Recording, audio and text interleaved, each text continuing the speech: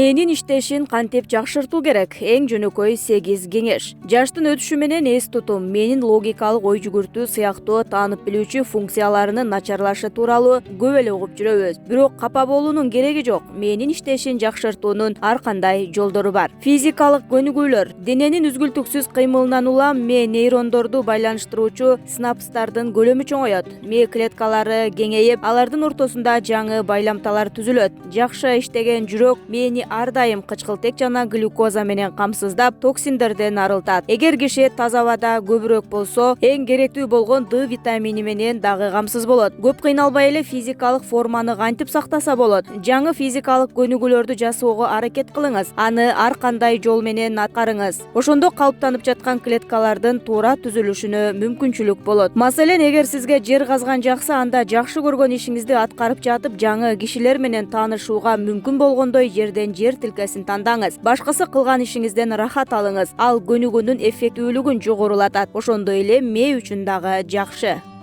Кыймыл аракеттин жардамы менен эстеп калыңыз. Аталган ыкманын эффективдүүлүгү далилденген жана актерлор арасында кеңири тараган. Эгер кыймыл аракеттин жардамы менен бир нерсени жаттоого аракет кылсаңыз, маалымат сиздин башыңызда жакшы сакталат. Коомдун алдында сөз сүйлөөрдөн мурун даярдана турган болсоңуз, аны кыймылдын аракети менен же бийлеп жатып кайталаңыз.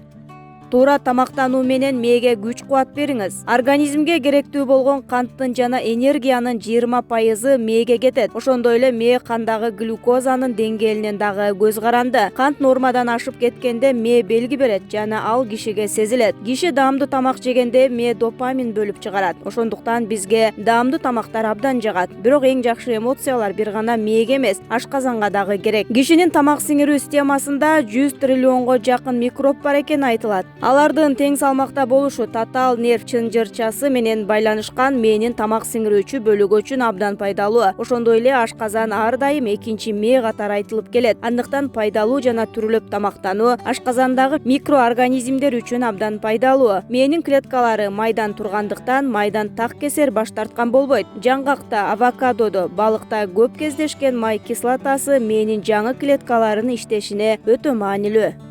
Мээңизде дем алдырыңыз.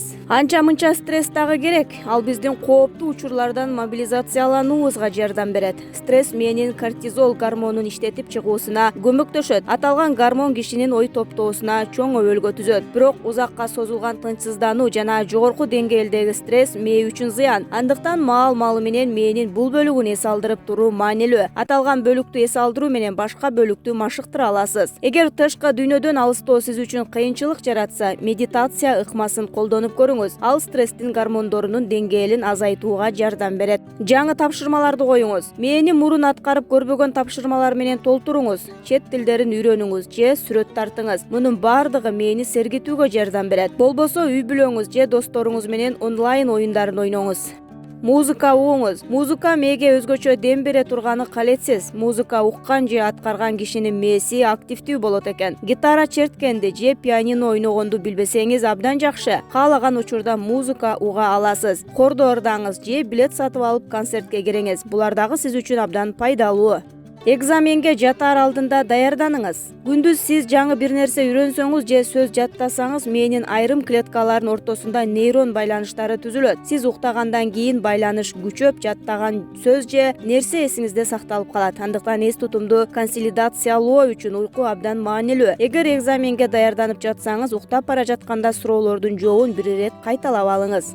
Туура ойгонууну үйрөнүңүз. Уйку пайдалуу экени талассыз, бирок 5 сааттан аз уктасаңыз ой жүгүртүүңүз начарлайт. Ал эми 10 сааттан ашык уктасаңыз башыңыз дендароо абалга кептелет. Бирок бир күндүк энергияңызды калыбына келтирүү үчүн туура уктоо гана эмес, туура ойгонуу дагы маанилүү. Негизи караңгы бөлмөдө уктап, эртең менен таңдын атышы менен тең ойгонгон жакшы. Таңкы жарык мээнин кортизолду иштеп чыгаруусун жакшыртат. Ойгоно баштагандан тартып бөлүнүп чыккан бул гормондун санынан бир күн кечке мээңиздин алып баруусу көз каранды.